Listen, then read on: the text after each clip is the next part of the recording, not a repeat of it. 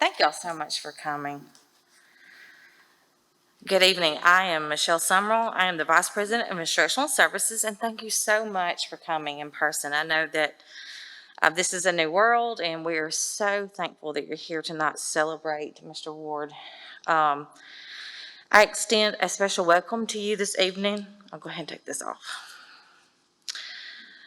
which honors Mr. Nathan Ward, recipient of Itawamba Community College's Mississippi Humanities Council 2021 Humanities Teacher Award. The Mississippi Humanities Council is a private, nonprofit corporation funded by the United States Congress through the National Endowment for the Humanities to provide public programs in traditional liberal arts and disciplines to serve nonprofit groups in Mississippi. The Mississippi Humanities Council creates opportunities for Mississippians to learn about themselves and the larger world and enriches communities through civil conversations about our history and culture. I'm sure that everyone is looking forward to tonight's presentation. I personally can't tell you how excited I am that Mr. Ward is receiving this honor and can't wait to hear his presentation. And it's my pleasure to bring up Ms. Bigno to introduce Mr. Ward. Good evening. I have had the honor of working with Nathan for 11 years, and I'm proud to introduce him tonight. Nathan is an ICC graduate and a graduate of the University of Mississippi, where he earned his bachelor's and master's degrees in English education. He has taught at New Albany High School and Tupelo High School, but then in 2007, we were lucky enough to hire Nathan as an English instructor at ICC.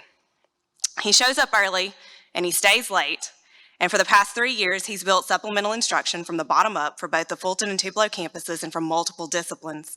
And he puts massive amounts of time and effort into helping students each semester. He is a Sigma Kappa Delta sponsor, and he serves on ICC's curriculum, academic calendar, and enrollment committees. For at least 6 years, maybe for longer, he has planned and organized ICC's Scholars Bowl competition for area high schools, mostly by himself. Multiple times, he's helped read and judge entries for ICC's National Day on Writing competition. He's a member of Sigma Kappa Delta, the National Council of Teachers of English, and the National Writing Project and University of Mississippi Writing Project. He's received quite a few honors: the William Winter Faculty Scholar Award, the Lamplighter Award, the QEP Outstanding Faculty Mentor Award, has been a Headway 2018 Outstanding Faculty Honoree, and is an ICC Leadership Development Institute graduate. He's really good at music. He's the worship leader at Trinity Baptist Church in Fulton. He taught himself to play guitar, and he's a fan of rock. Nathan has been known to play a song or two with the other English instructors for the faculty talent show, and they called themselves the Humanities.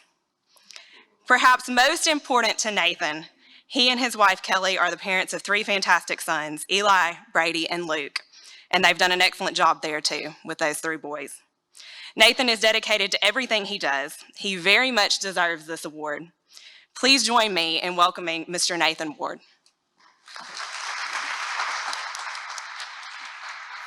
Thank you so much. Okay, Seth, am I on? Wow, I had no idea I had done all that stuff. Honestly, you added some things. Hopefully they were the right things, and hopefully I don't make my, people are already texting me. I think it's Brother Keith back there telling me to hurry up. Quit with the introductions and hurry up. Good evening. I'm so proud to be here tonight. If it's okay with you, I'm really just going to treat this like I'm teaching class, and since there are about 22 people in the room, that'll work, right? Because that's about how many people we can teach in a classroom. No, I want to thank each of you, first of all, for coming out tonight. I know that there are things you could be doing, would rather be doing, need to be doing, but you chose to be here, so I do appreciate that, taking up your time. Some of you stayed here after school and just waited and waited and waited and waited, and now you're still waiting. I appreciate that. My family coming tonight, I appreciate that. Some of my students and some people that work with me alongside me in supplemental instruction. Just a few thank yous before we get started, just to Dr. Allen, Dr. Summerall. I don't know how you came up with the fact that I was supposed to win this. I don't know what the requirements are. I don't know if it's quantity over quality. I really don't know. They didn't tell me. I just walked in and she said, hey, congratulations, you're the winner. Now you got to talk for no more than 30 minutes. And please don't have a whole lot of slides. Nailed that one. Okay, totally nailed that one. But thank you for the honor, for however it came about. I sure do appreciate that from my family. Super supportive in everything I've ever tried to do. So my coworkers, thank you guys for y'all being here. And then, like I said, to my students and whoever you might have brought with you. And Seth has been helping me all afternoon trying to get this set up. So we always want to thank Seth. Anytime you need anything, he's your guy. I just opened you up to a whole bunch of stuff there, Seth. All right, so as I said, I'm just going to try to kind of treat this like I would my classroom. So if I get to talking too fast, just kind of raise your hand. Like Mr. Stone will say, could you repeat that for me if you don't mind? He's in my class right now, all the way from Tupelo to come see me tonight. I appreciate that. So nothing, absolutely nothing that I say tonight will be news to you, okay? Contrary to popular belief, English teachers don't always research everything. There are 0 in-text citations. I know I have 2 YouTube videos, guys. I'll show you my works cited page after, if you're still concerned about it. So there's nothing new, though I didn't do a whole lot of research. Basically, everything that I have either comes from something that I've seen through others around me or something that I have experienced myself. It is just that simple. Nothing that I say is going to be one of those. I think people are coming home wanting me to do something that just wows them. I don't know. I hope. We'll see if it wows you. What I really hope is that even if you don't understand everything that I say, or even if you blank out for 30 minutes or of the 32, that whatever is that one little thing that was meant for you, you'll take that home with you and just kind of build on that. So, Mr. Morris, I have my phone. My timer is on. I will get you out in time to go do the things you need to do, and the rest of you as well. So when I started teaching back in the year 2000. I taught at New Albany High School. I taught at Tupelo starting in 2001 to 2007. I started working here part-time in 2003 and full-time, as Ms. Begnaud said, back in 2007. And so now I'm in my 21st year. So hopefully I've learned a few things, and I would guarantee you that there are some things that I used to do that I don't do anymore. Why? Because they were flat wrong, right? As a first-year teacher, I thought, okay, I'm good. I got this. And I want to apologize to them, mostly those 9th graders, but I thought to myself, they're 9th graders. They weren't listening. So it probably didn't hurt them all that bad, right? There are some things that I don't do, but I've always been kind of confused by this idea of what is success, right? To be successful, right? Certainly you probably have thought the same thing. So what's successful to one person? What's successful to somebody else? What are the metrics, right? What is the data? What are we trying to go by here to figure out who is and who isn't successful? Well, the good news is everything you do is getting judged, right? So you're getting judged about success or not success on some measurement. You remember elementary school? My wife and I were going through her father's old report cards the other day, and I remembered my own back in 1st, 2nd, and 3rd grade, and the older people in the room will remember, like, you really were judged based on, you were either unsatisfactory, satisfactory, or you were excellent, right? And they even judged you on how you played with others. Now, as somebody who's basically been unapproachable since I can remember, I don't know what they gave me on that, but maybe it was an S, right? You were judged even then on E-S. You didn't want to bring home U's. It was always about E's, right? And I got to thinking, how in the world, what is the standard for that? Like, I like you. I think you act right. Here's an E. You get on my nerves, here's a U, or here's an S. So my own standards, at least since 2000 when I started teaching, my own standards have had to change over the years. I do not view students the same way I viewed them back in 2000. Back then it was very cut and dry, right? You're A, B, C, D. So I've had to learn a few things over the years. I hope I try to be a little smarter about how I treat people and about how I teach them. So this is some things I wrote down, the measures for success, right? We get measured by our retention rates. Now, they don't judge us, but that's one of the standards we go by. Okay, you've got your SEIs. We just received those today, guys. Weren't those great? Our student evaluation of instructors, where one person, two people in the same class, one person said, I hate it when he always tries to tell us about his life and how he tries to get to us through his family, and he relates it to our literature. And then the other guy said, I really love it that Mr. Ward tries to relate to us, and he really tries to just bring it home. He's always talking about his family, and he uses them as examples. Same class, that's just an evaluation tool. Back when I taught high school, it was literally called the evaluation, and I would always get these check marks.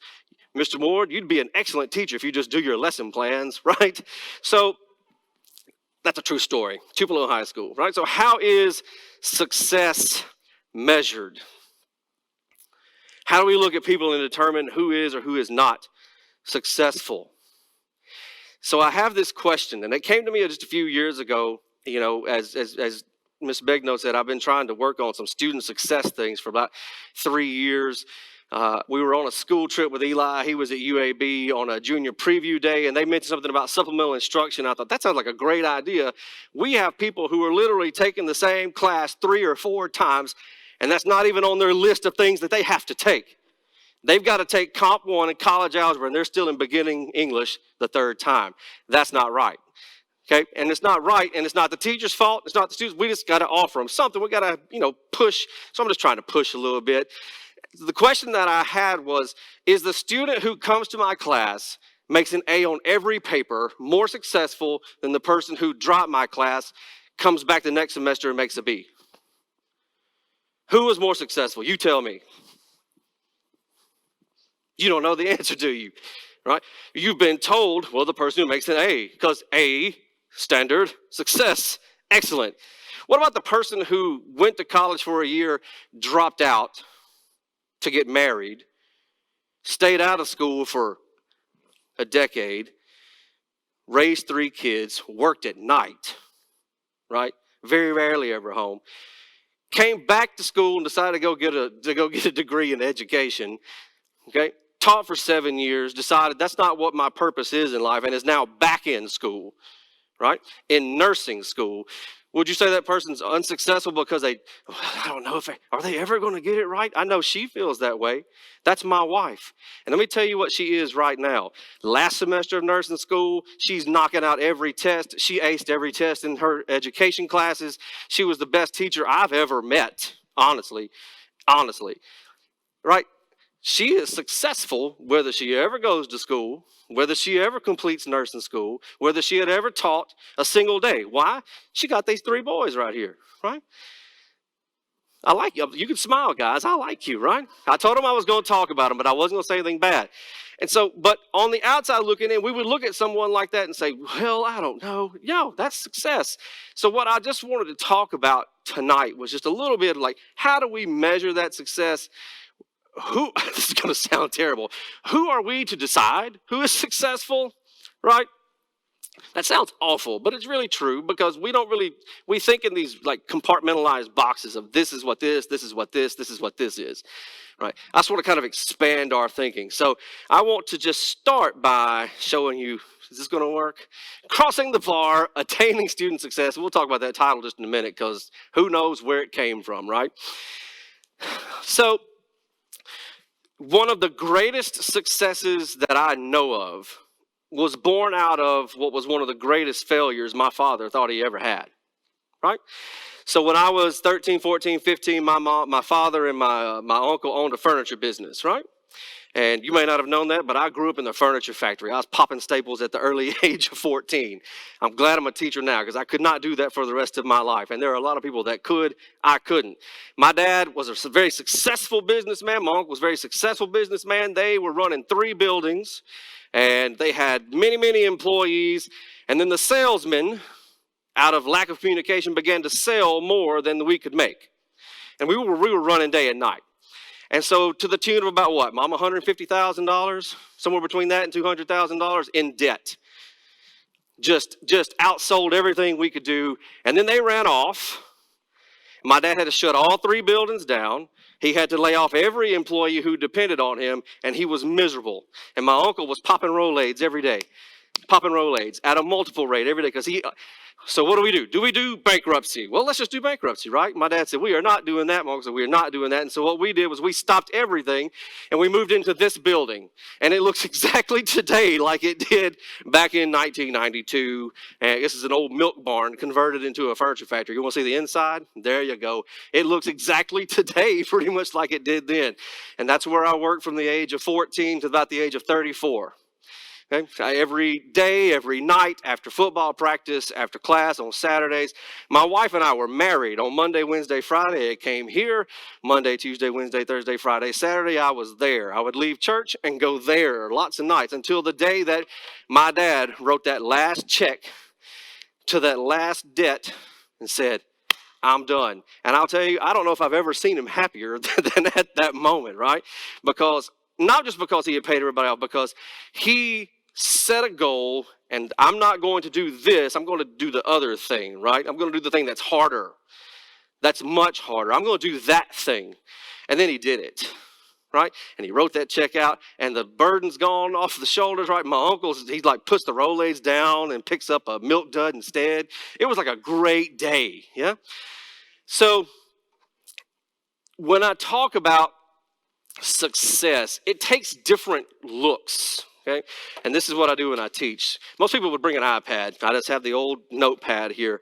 So let's get back then to the actual presentation. So when I said attaining success, crossing the bar, and you thought about bars, you probably thought about that, right? You were hoping that I'd talk about Kit Kat bars because they are fantastic. That's my favorite kind of bar. You might have hoped that I was going to talk about this, an actual bar. That picture is for my boy Keith because his favorite show is Cheers, and that's the bar from Cheers. So shout out to Keith Morris back there. That's what you get for me keeping you a little longer than you wanted to. So you might have hoped that it was about that, but instead, it's actually about something called above the bar and crossing the bar. So a few years ago, I think, Brother Gore, we asked you this about a month ago about when we used this motto here at ICC, the idea of above the bar. What does it mean to be above the bar? So when I decided, I thought, well, I could call it above the bar because it kind of means the same thing. But then I thought about crossing the bar and what it's the same, but it's different. And I'm going to try to explain what that is in a moment. But, you know, in a perfect world, everybody works together for everybody else's success in a perfect world, but we really only are working for our own success. We don't live in that perfect world. But in a perfect world, the student comes to you wanting to learn. The teacher comes to you every day wanting to teach you. The administration is fully supportive of all your goals and what you want to do in your classroom. And the parents love everything about what you're trying to do in that classroom. I mean, they're so supportive. They're like handing you money. I don't think you get paid enough. So if you don't mind, let me slide you $20. Go to RJ's, get you a burger on me. That has never happened, but that's what in a perfect world, right? I loved this motto that ICC had about being above the bar because it always made me think. I wanted to think about what that bar meant. And our tagline to that, and even though we don't use it anymore, and I get, you know, we've got to stay current. It always just made me think. Whether it was good or bad, I don't know. Whether we liked it, didn't like it, I just liked it because it made me think. It said, be better, accomplish more, make a difference. And I liked that. But then I thought about the idea of being above the bar. That comes from the idea of setting the bar, right? Setting the bar, you've heard of setting the bar, pole vaulting or high jump. Look at me. I neither pole jump or pole vault, right? Or high jump. That's not happening. I need something that I could like relate to, right? I cannot relate to people that take poles and jump high in the air. It just doesn't work that way. So when I have in crossing the bar and above the bar, while it kind of is the same, it fits me better for just a couple of reasons. That's kind of what I wanted to talk about. So I just wanted to take just about 5 minutes and kind of show you the difference in playing above the bar and crossing the bar. And Seth probably had to push play on this here in just a minute. We're not going to watch this whole thing, so when I say cut, you can cut. So we'll get back to the final results of that race in a moment, but now Montgomery Pontus takes center stage. A second attempt at 20 feet 2 inches. A new world best outdoors. has already broken the world record earlier this year, doing it twice indoors. Second attempt.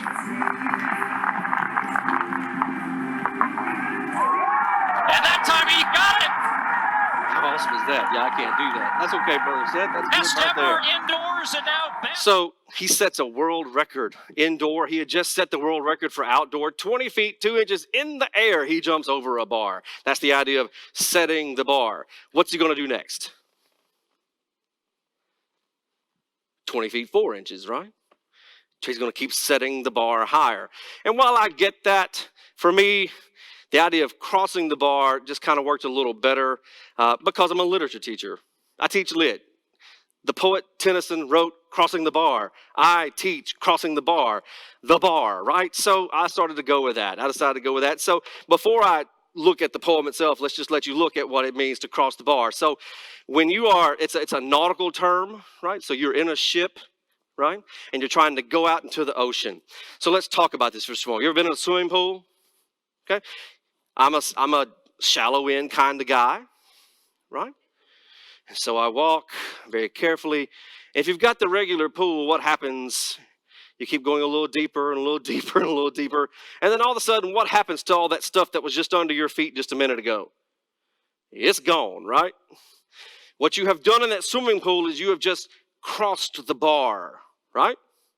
So if you're out on the beach, I remember us going to the beach as a young child or as a teenager, and my dad cut out into the ocean, right? He was just walking. You can walk a really long way out into the Gulf of Mexico, and you can still see body and all that kind of stuff. What's going to happen if you walk out far enough? What you were just stable on is now gone, and you're out in open water. So the same thing kind of happens here. In this poem that we're going to talk about in just a moment, Tennyson's talking about crossing that bar, and he's talking about it in a ship, but it's a metaphor for life, and we'll talk about that in just a moment. But in a bar, you've got this river mouth that opens up to the ocean. You got all that coming in and all this trying to get out, and it makes for some very treacherous living, my friend. So we're going to watch a video from, I think we are. Yeah. Nope, we're going to watch a video from, oh, come on, man. How many buttons am I pushing here? Okay, we're going to watch a video from Deadliest Catch.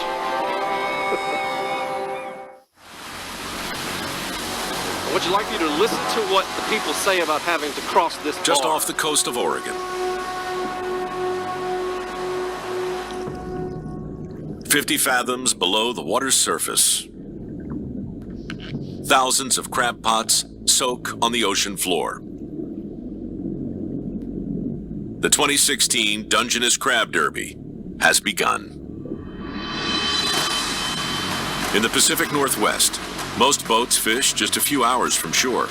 We are going to run for town. With gear practically soaking in their backyard, the fleet heads home and waits for the crab to crawl in. Head to town, get bait on, ready to roll. Getting ready to cross the bar, gentlemen. But the only way to get back to port is by crossing the Newport Bar. All the area is 2 to 4 foot. Long ocean swells of 6 foot on the series. Located within a mile from shore, this treacherous stretch of water is closely monitored by the Coast Guard. 6-6 Tower, you have a vessel coming out from the south about 1.5 miles offshore. I'll copy. This bar can be terrifying. That bar will kill you.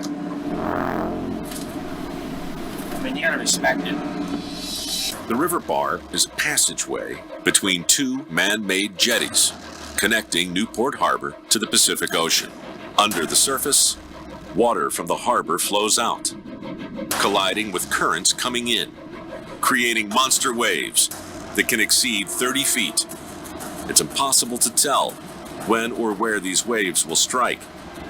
If a boat is in their path, destruction is almost certain, and survival is rare. And unfortunately, that is what school feels like to a whole lot of students. Tell me I'm wrong. That's what it feels like. You hear what the guy said? The bar is terrifying. The bar will kill you, is what it said. So when I thought about, could I talk about pole vaulting over a bar? Yeah, that's great. We could talk about exceeding expectations and man's reach should exceed his grasp. But that one seems more like what students go through. and like I went through in college algebra and physical science and math for teachers 1, which just was a mess, right? That seemed more in tune of what we were talking about. So let me find my spot real quick. I'm going to look at this poem with you, okay? And this is by Mr. Alfred Lord Tennyson. So now that you know what the bar is and what that all is talking about, the poem will make a little more sense. So, sunset and evening star and one clear call for me. And let there be no moaning of the bar when I put out to sea. But such a tide as moving seems asleep, too full for sound and foam, when that which drew from out of the boundless deep turns again home. Twilight and evening bell, and after that the dark. And may there be no sadness of farewell when I embark. For though from out our bourne of time and place the flood may bear me far, I hope to see my pilot face to face when I have crossed the bar. It doesn't take but just a couple of leaps and a half a jump to realize that he's talking about life and death and eternity, okay?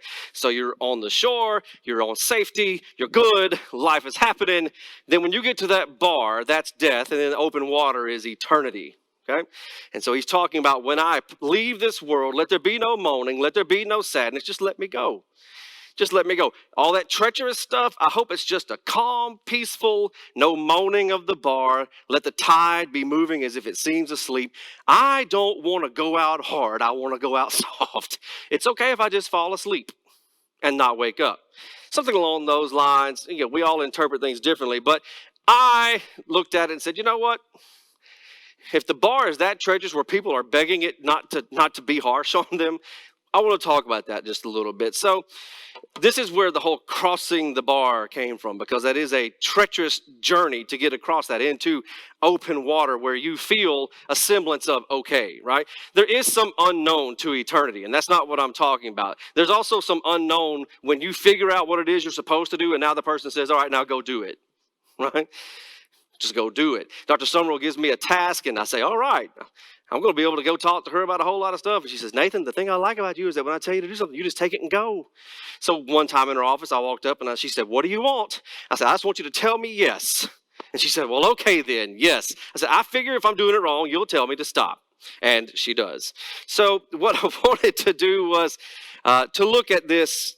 I had just a few points just about what it means to be successful. And in my view, when I see successful people, and in my own life, whenever I feel that I have been successful, this is what I see, okay? So I'll try to move on through this. So for the first one here, most people who are successful, they know what is ahead, and they navigate accordingly. And they seek success on a personal level. In other words, no one else really tells them how they should feel about themselves. If we would just take that away, I think most of the world would be okay, right? They need to navigate accordingly by knowing what is ahead. When students come into my class, the first thing we talk about is this is what's expected of you this semester, and no, it's not going to be nice and neat.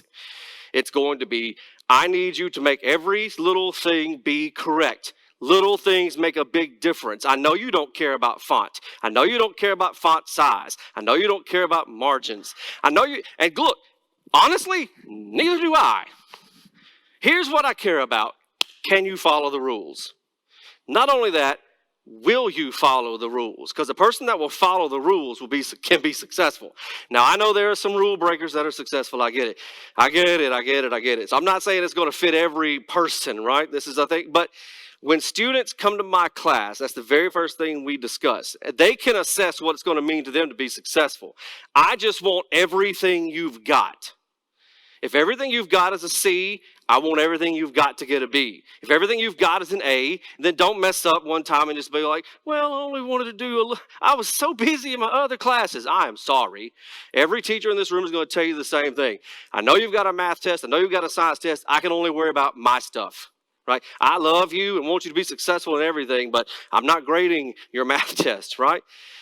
And they want to start with all that. I have so much to do. I've got jobs, right? Okay. I would love to quote a little Justin Timberlake for you here and tell you to cry me a river, right? Here's what you didn't. You just learned that I know a little bit about Justin Timberlake. You didn't know that about me. I don't know that I know a whole lot, but that's totally more than enough. Mr. Morris is going to completely get me for that over lunch on Friday, right? So to me, the first thing I usually tell them, and Mr. Stone can probably assess this correctly, is that the first thing I usually tell them is, I do not care what your ACT score was. I do not care what your GPA is. I do not care if this is your first time, second time, or third time taking this class. Every one of you gets treated the same. I expect the same out of every one of you. Every one of you. It is a high expectation. If you want to be successful, set that bar. Know where it is, right? I like to define that for them as well so they'll know where I stand so they can decide where they stand. Okay, they come to us a whole lot of times having never determined what they consider to be successful because, guys, a whole lot of them feel like they've never been successful at anything. They spend a whole lot of their time in their lifetimes being told that they were not successful. They focus on their failures more than they do their successes. They really don't sometimes feel like they've ever been successful at anything. You ask them what they're good at and see what they tell you. Usually it's, it's one thing. And they've put all their effort into that one thing. And so what happens is they come to my class and they come to your classes with the ideal of, basically I've been conditioned to believe that something is better than nothing. If I ask you if you've ever done that, the answer is yes, I've done it. Something is better than nothing. So if I tell you 1,500 words, you feel like if you turn in 800 words, I'm supposed to go, thanks, fantastic. Man, that makes me so happy. You just did half of what I told you to. But then I guarantee you if I give you half the grade, you're like, what was wrong with it? How did I get an F? You didn't follow the rules, right? So we've got to set those standards. We've got to get that mentality out of their minds that something is better than nothing. I get it. It's true. Having $5 is better than having no dollars. But when I put $100 in front of you, why would you not go get all 100? And see, and they've been conditioned to think, turning it in late is better than not turning it at all. You should be grateful that I'm turning it in to you. See if you can find a teacher that says, you're right. See if you can find a teacher. But yet it goes the same way. I still accept that because I want to see what they can do. And that I can tell them, now I want to see if you can do more than that. Okay? Don't take the easy way out. Okay? One of my least favorite, and my son Eli is going to really probably not like this. One of my least favorite comments is, I'm not a real English person. And he told me this week, because he's a math person, like math all the way. But he even told me this week in Miss Stevenson's class, he said, Daddy, he said, she made it real clear that we will never say, I'm not really good at talking in front of people. And that stuck with him because now he knows that if nothing else, I better not stand up in front of her in my speech and do this. I'm not really good at talking. Well, it's not because she doesn't want to hear those words, because she doesn't want you to start believing those words, because she knows you're going to have to talk.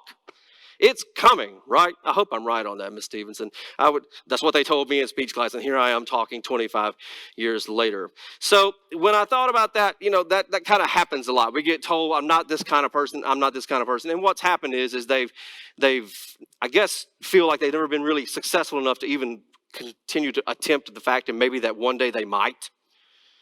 Anybody ever told you just keep writing? I mean, Dory told you to just keep swimming. You love that. But if somebody tells you just keep writing or just keep playing and eventually it'll work itself out, you're like, no, that's too much. But when Dory says it, it's all good. Let's move on.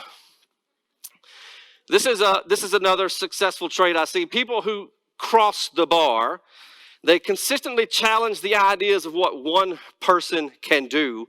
And some good advice that I was given is, you know what, you should probably say yes more, right? So when it comes to challenging the ideas of what one person thinks that they can do, I want to focus real quickly on students that don't believe in themselves, okay? And so they compartmentalize themselves.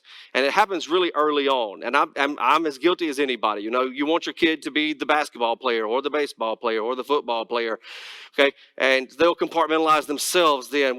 I'm the athlete. My brother, he's the smart one. My other brother, he's the cute one, right? He's the socialite. I'm the athlete.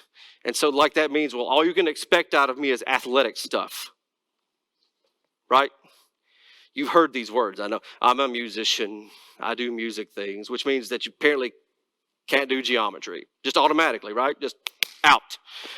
So we get that a lot. This tends to lead them to only focus on those things. So when they come to college, that's what they think they are. I'm the athlete. And you, GPA, what does that matter if you can run a 4.240, Mr. I don't know, because I can't run a 4.240 and I don't have a 4.0, right? So this is the idea, the mentality that they get, okay? It tends them to lead to only focus on these things. And it does not like it happens when they're 20. It happens when they're 2, 3, 4, and 5, and 6. Okay? Now, I understand, let them be happy, but we try to guide and try to tend. It's hard for a parent to look at a kid and say, just go do whatever you can do, right? Just be free. That's not how it works, right? So I try to teach my own sons that I want them to challenge the idea of what one person can do, okay? Because you only think you can do the one thing. Like, I really do this one thing really well. You can do more than one thing, I promise you. You might have to actually try that thing, and that might not be the thing, but there are more things, right? And so and I keep using the word things, and I apologize, but that is the best word. So this leads to a defeated attitude a lot of times, especially in our English classes. And I literally ask the question every first day, how many of you love English? Not only will you get the hands down, you'll get the mopey face, and you'll get the head down, except for that one kid who's like, me, because they think every paper they write is going to be the best one you've ever read. Like, you're going to learn so much from me, Mr. Ward. Like, I hate to tell you this, kid, but I read this same paper in 2002. The ideas haven't changed all that much, and you are not brilliant. I'm sorry. I want you to be effective, right? Be effective. And so, more than that, what happens to you when that one thing that you are good at is gone? So let's say you are the athlete. What happens to you when you can't do that anymore? I mean, you can still go work out and play ball on the corner with all the guys, but what happens when college is over and there's no more scholarship and the NBA or the NFL doesn't call? I'm sorry to all my D1 guys out there. Everybody, when they're here, thinks they're going D1. How many more have I had that came to me and said, Mr. Ward, what am I going to do? I can't get in because I don't have the GPA. Can you help me? Right? It happens. It happens. What happens when that thing that you think you're the best at is now gone? What do? I go find something else. Sure. Yeah. That's pretty much tends to be how we look at it. Instead of trying to be proactive and being, just get out there, see what you can do. It's more like, well, this is my thing. I can't tell you how many times I've had that conversation. I literally want you guys to go out, my 3, and since you're here, Caden, I'll include you. Yeah, I know you were looking over there. That's fine. I'll tell my other nephews, I'll tell my nieces, I'll tell them if they ever ask me, I need you to go out and just do everything you can. Don't be afraid to go out and do those things. Don't be afraid to go out and try those things. Even if it is you teaching yourself, right? Go try these things. Don't try to put yourself in a box in the 8th grade. Like, this is what I want to do with my life. Now, if it's your calling, that's one thing. But if you just are just looking around like, well, I really don't like that. And I really don't like that. My ultimate question is always going to be, how do you know? Ask me how I know to ask these questions, because I was that same way. Like, 10th grade, I'm going to be a teacher, and it's what I'm really going to be good at, right? And that's just kind of how it went. So I speak from experience. Now, I have lately tried new things. I won't get into them because I don't have the time, because it's getting there. But I don't want to. I'm 43 and I'm trying new things, right? I wish I could have done it at 13. Put myself out there a little bit more. Tended to trust myself a little bit more. I wish that I had given of myself a little bit more. I wish that I had cared about others a little bit more at a younger age. That would have really done a whole lot of difference in my life, to where I feel like I only have probably a good 30, 40 years left. If you really think about it, at 43, there's probably more behind you than there is ahead. Sorry, we're just talking natural. I'm sorry, we're just talking natural, right? In my mind, I already am looking back more than I look ahead, because, there's been more life behind me, and it's more about not necessarily disappointments, but what could I have done if I had been as motivated then as I am now. I know it's better late than never, right? It's better early. Anyway, I remember my dad telling me, and I'm going to talk about him a lot because he's my guy. Always has been, always will be. But I remember him telling me over and over and over again, son, I'm not always going to be here, right? I'm not always going to be here to tell you these things, to help you with these things. I'm not always going to be, and my sister's sitting right there, she'll tell you she's heard the same thing. I'm not always going to be around, right? And every time he was trying to show me something or tell me something, how to change the oil, how to fix an air conditioner, how to fix the toilet, everything that he was preparing me for was like to help me figure out, hey, you can do some things. You don't always have to call the guy. You can do some things. Put your mind to it. And I was like, yeah, sure, Dad, right. I know I'm always going to be able to go, whoop, hey, 488-6225, Dad, something's wrong. But you know what? The day comes that he wasn't. He was right. He was no longer there. And so if I look at that in my own life and how much of a struggle that was when he wasn't there for me just to call and ask. And so then I have to understand, well, how do the students feel? Because it's almost like he was preparing me. He was working me and preparing me for when I had to just go out into that open water, right? When I would cross the bar and be my own guy and have to handle my own family, which happened at 20 because we decided to get married really young. And so then it was kind of like, oh, here it is, right? Here it is. Go do that thing. But I always had him there until I didn't. So what do you do? So what do you do when all of the I guess people that are behind you when they're gone? Is you have to figure it out for yourself. If you have the attitude, well, that a lot of students have is, well, I'm really only good at this one thing, so I'm just going to focus on that. That tends to cause a lot of disappointment in life. Just personally speaking. So I feel like I need to carry that idea of I'm not always going to be here to tell you where the comma goes. I'm always going to be here to tell you that's a fragment and why. While I don't tend to focus on that as much in class, I tend to focus on when they leave me, I need them to be ready to go to Comp 2, or if they're in Comp 2, I need them to go out and be effective in the world in writing and composition. I want them to be effective, but I really want them to be better people. And if we can figure out that they can be better people by following the rules and by tending to do that, then or having a conversation with them, then that's what I want to do, right?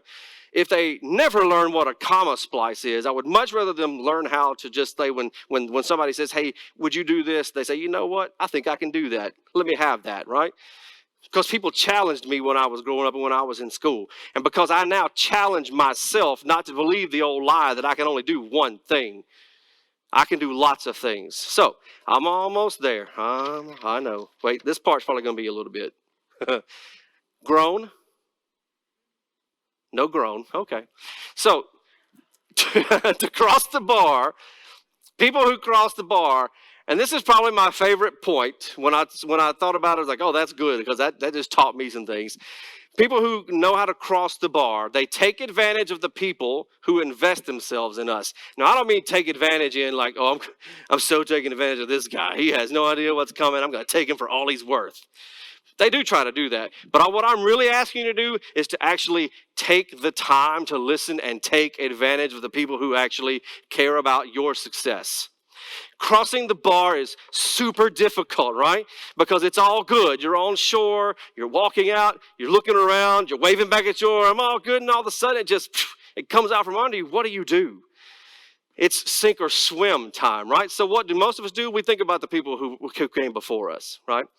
So I really want you just to take a moment, and I want you to think, and I really want you to do this, I'm not just saying this, I want you to think about a person who has invested in you. Just think back in your mind, pull that person out. Think about and it's going to be more than one person.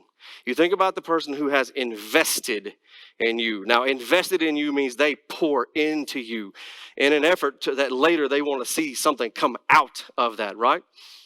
Who has invested in you? Because you might think, nobody, I did this all on my own. I'm sorry for your luck. Sometimes people you don't even know have invested in you. Your principals, your administration. How many times have you met Dr. Summerall? Mr. Stone? If I asked you to point her out, you would be able to do that tonight though, right? Okay, because you saw her tonight. But before tonight, you've never seen her. She's invested in you. She's the VP of this school. She's invested in you, right? All of these things that we offer, she's offering it for you. Do you know Miss Stevenson? Nope, you didn't know you were going to get called on tonight, did you? He's a really good student, though, and he's always like, I'm here for you, Mr. Ward. Yeah. So they're invested in you. If you were to take her class online, it's no different than you're in front of her. She's invested in you. Miss Begnaud here she's the department chair, division chair of English department, and everything that I ever teach you goes through her first, right? She's invested in you. You didn't even know her, right? So before you say, I did all this is me. Everything that I am, I created myself. No, you did not. Somebody is invested in you. It might be somebody you didn't even know. But I want you to think about somebody that did invest in you. I think about Mr. Armstrong. Mr. Armstrong invested in me. He was a teacher here for the longest time. And I finished my master's degree in 2003, and he hired me in 2003 to teach at a college. Like, I know it's adjunct, and I know, once again, I might have been just circling the drain, needing some help. He invested in me and said, you know what? I'm going to give this guy a chance.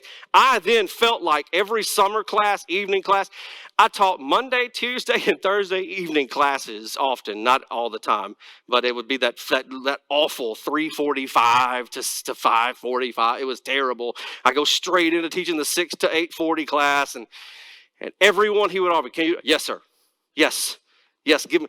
Well, you teach this summer? Why not? Give me all of class. And it's not because, money grubbing. It was because he invested in me, and I felt like he needed some return out of me. So then when the job came open in 2007, and I went and, I already knew all these people that I was interviewing in front of. They might not have known, but I knew them. Jan Reed Bunch was sitting there, and Dr. Bishop was sitting there.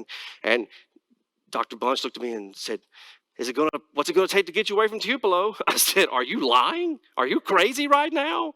What's it gonna take? I would have left years ago, right? No lunch duty, no bus duty, no breaking up fights. What are we talking about here, right?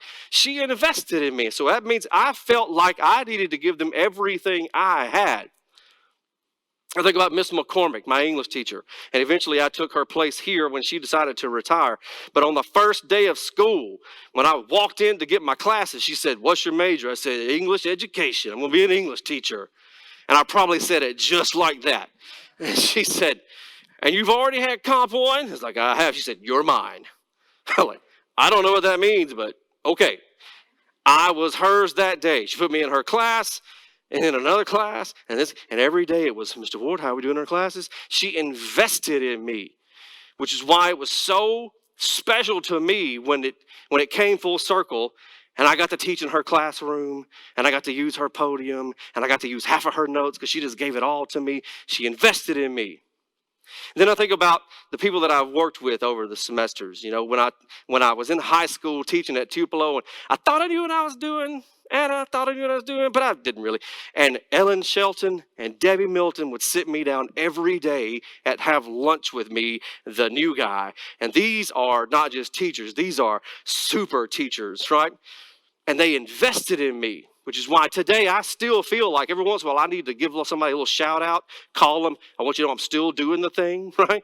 When I went to Ole Miss, Rosemary Olive Ingham, my wife will tell you right now that she loved me, she invested in me, and I in her. Eli, my son, if you take Mr. Jones' class at Itawamba High School, he's going to talk about how special Nathan is to Rosemary Olive Ingham, isn't he? He's going to bring it up every time because she still talks about me. I don't know why. She invested in me. I feel 21 years into teaching like I still owe her the very best that I have. Even on the worst day, I can be having a terrible day, and I will guarantee you my students will never, ever, ever know it, because from 8 to 9:15, I'm theirs. From 9:25 to 10:40, I'm theirs. Now at 10:50, I may be done with them when I'm done teaching, and I may want to go get to myself, but I try to give them what I've got because they gave it to me when I needed it. I think about the people that I work with now, right? I know they make fun of me. But those are my people back there, right? The English department. I know they're up here like, hurry up, Ward, you said 30 minutes. It's been 32. Like, hurry up, right? And Keith is back there nodding his head right now. But they invested in me. When I first started, they gave me things. And then when they started and got hired, I tried to give back to them and hand them things. So you want to take advantage of the people who invest themselves in us. The person who has invested themselves in me the most, I'm talking about 43 years worth of investment is sitting right there. 43 because I'm about to be 43. Okay, I know I look 29, but at 43 years. 100% investment every day of her life since she was 17 with me. And my sister will tell you the same thing. That is true. 100% investment. She has invested everything she has in me. And for the last 8 years, she's had to invest even more because she's had to be mama and daddy, right? That even is a thing when you're 35, guys. It's not just a mama and daddy when you're 2. Like, she's there. She's mama and daddy. 100% investment. So when I do things like this and when I teach, I feel like it's showing what she did for me. So I have to do everything I've got, right? My sister gives 100 investment to me. I promise. She invests in me because since my dad's been gone, I asked 3 people for advice. The first person I'm going to talk to every time is my wife. She gets the first question. I'm going to talk to my mom. If something's going wrong, I need some advice, I go to my mom. But I can always count on her to tell me what Daddy would have told me. That's who I go to. She's the person, right? She invests in me. There's not been a single time that I've ever texted her where she said, you know what? I don't think so. Not today. Now, there have been times when she's texted me when she's wondered if I've thought that because it'll be hours later before I text back. But she knows that she invests in me, right? The person who has invested in me for the last 20, how many years now, honey? Oh my, long time. Since 1998. Not only does she invest everything she has in me, most of the time she puts what I need and what the boys need first before she even does for her own self. Of course, I know that's part of being a mom and a wife. I guess that's how she's built. And I do appreciate that because, like, before this started, she said, you're going to have to calm down. You're going to be okay. She's invested in me, even in this thing, right? She has invested in me of her time, her energy, her love, her faith, everything that she has, she invests in me. I feel like I then turn around and invest that in others, okay? Now, I have not probably always invested like I should have, but I'm trying to, on a daily basis, be more of an investor in others. And then lastly, I know you were ready to hear that. Lastly, the people who effectively cross the bar always give 100% to everything they do, and they find it really hard to be satisfied. Okay? I have not always given 100% of myself to everything that I am. This is what people get wrong most of the time. They think they're one thing. Okay? I want you to think about all the things that you are. Think about all the roles that you play. Your moms, your dads, your brothers, your sisters, your uncles, your aunts, your coworkers, your employees, your bosses, right? And that's some of you are youth coaches. Some of you are club sponsors. You've got like all these hats you put on, right? And a lot of times we've grown up to believe this idea that I've got to divide myself in between all these things. So I can we took divide my time to mean divide myself. Yeah, dividing the time is one thing. Dividing yourself, that's a no-go for me. Everything you are gets 100% of what you are all the time. That's the goal, right? I find it hard to be satisfied. Why did I put that in there? Because there's not every day that I am 100%. I'm a man enough and willing enough to tell you that I accept the fact that I have not always 100% been to my wife what I needed to be to my wife. There are days, boys, that I know I'm not the best dad. Right? I'm mad, I'm frustrated, I'm sad, these kind of things. So it's like one of those days where he's like, I just need to be by myself. This is one of those 100% me days, right? No. My goal should be 100% to those 3 every day, 100% to my sister every day, 100% to my nephew there, my nieces, 100% to my wife, my mom, to my students, to my bosses, to my coworkers, to my friends, to my church. It all gets 100% of you. And what happens is too many times you feel the need instead to, I'm only going to give you about a 30%, right? I really don't have enough of that. Okay, I get that. That's how students feel. But if you want to be able to cross the bar and you want to be confident, because the journey to the bar is not easy. You got waves coming in, currents pulling. Everything around you is literally trying to bring you down, saying, don't go there. But you have to go there because what you need is on the other side of that bar, right? For the fishermen, their job is out there. We talked about that a while ago when you saw the video. For Tennyson, his eternity was out there. He had to cross the bar. You eventually are going to be on your own and told it's yours, go get it. And nobody's going to be there to say, you know what, let me do that for you. Let me help. Now, they'll help you, but they can't do it for you. Okay? So while we obviously might not be 100%, the goal is to be 100%. I know you are more than one thing, and I know you're tired, and I know my students come to me saying, I've got all this other stuff to do, but I promise you, if you'll just do your best to not be satisfied by something is better than nothing, you will be successful. So in conclusion, I'm out of white paper there too. Be engaged and prepare for what the bar brings. In order to cross that bar into open water, you must endure some difficulties. In the poem, the bar is death that leads to eternity. For the sailor, the bar is the currents, the tides, the danger in order to sail in open water. For the student and lifelong learner, success is more about the effort put in to get to the other side of the bar. And this is what I want to get to. Easy things and effort are not often put together. If it was easy, you've heard that. If it was easy, everybody would do it, right? While there might be comfort and safety, there's also regret and complacency. And I don't want any student to ever leave my doors thinking that I didn't give them 100% of what I am. When I leave this earth, I want everything that I had in my tank to be gone. Nothing stays behind except the legacy of the people who invested in me. And hopefully they'll say that I invested in them and it carries on. Thank you very much.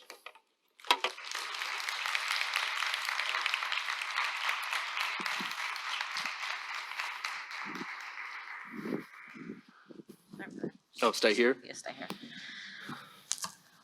Thank you so much. I love this time of year. I don't let the winners of the Humanities Award know exactly what's going on, but it's always a great insight into faculty and their philosophies on not only students, but also for us to be better faculty members and to be administrators. And thank you so much on your insight on crossing the bar.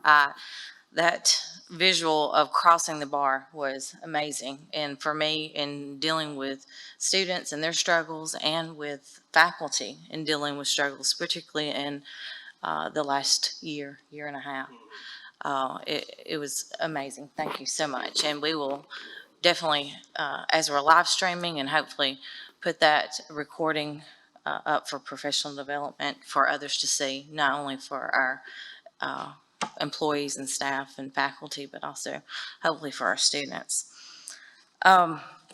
Mr. Ward will also receive a stipend and certificate and be honored at the Mississippi Humanity Council's award ceremony on March 22nd, 2021 in Jackson. So we hope that will take place this year. If not, we will certainly honor him at another event here at ICC. So please join me in recognizing him again for the Humanities Award. Again, thank you for your attendance tonight. We appreciate you coming.